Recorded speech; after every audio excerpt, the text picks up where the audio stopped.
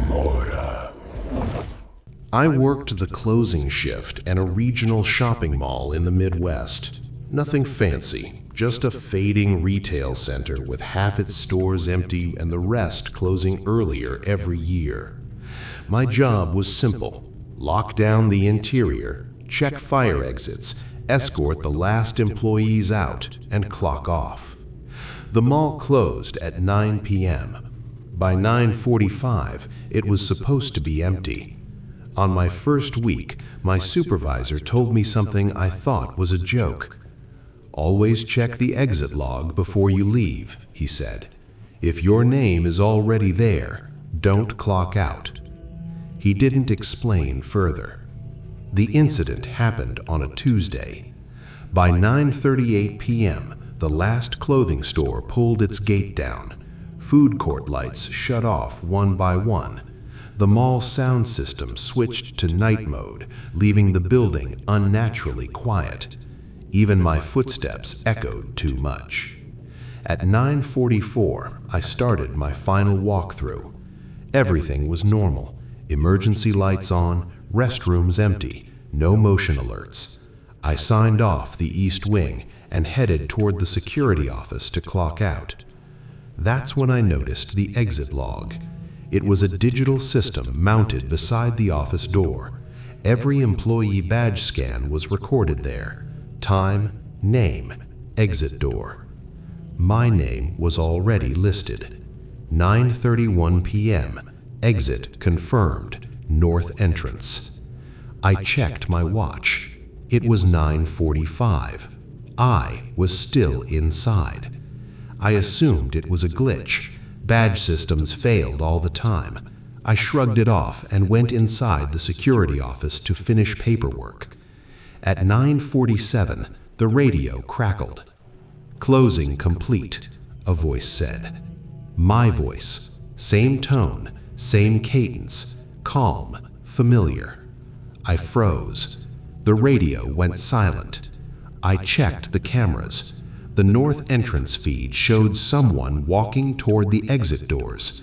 Mall uniform, security jacket, same build as me, same walk. The face wasn't clear.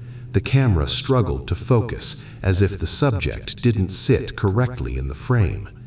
The exit doors opened automatically. The figure walked out. The log updated instantly. 9:48 p.m. Exit confirmed, north entrance. My name appeared again. I stood alone in the office, heart steady but mind racing. I checked every other camera feed.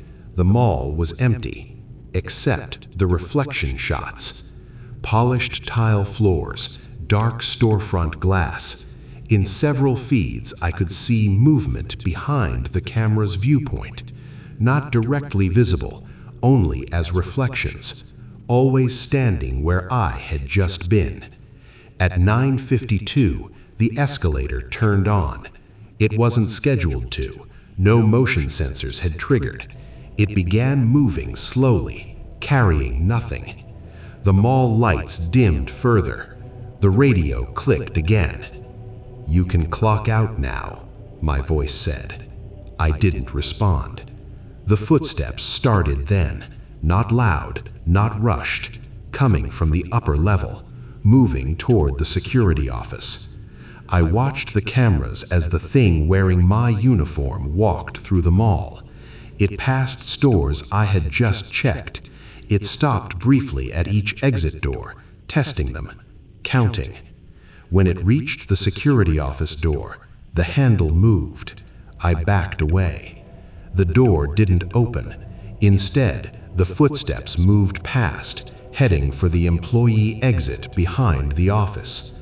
The log updated a third time. 9:58 p.m. Exit confirmed. Employee corridor. 3 exits. I was still inside. The building felt different now, smaller, pressed inward. The air felt thick, like the mall was holding its breath. At 10:01, the emergency lights shut off. Total darkness. In the dark, Something stood very close to me. I couldn't see it, but I could hear breathing that matched mine perfectly, delayed by half a second. The radio dropped to the floor. "You missed your shift," my voice whispered. The lights snapped back on. The mall was normal again. I ran. I didn't check the log. I didn't clock out. I pushed through the employee exit and didn't stop until I reached my car. The next day, management called. They said my closing shift had been completed perfectly. Logs showed I exited on time, no irregularities. They asked why I didn't come back for my next shift.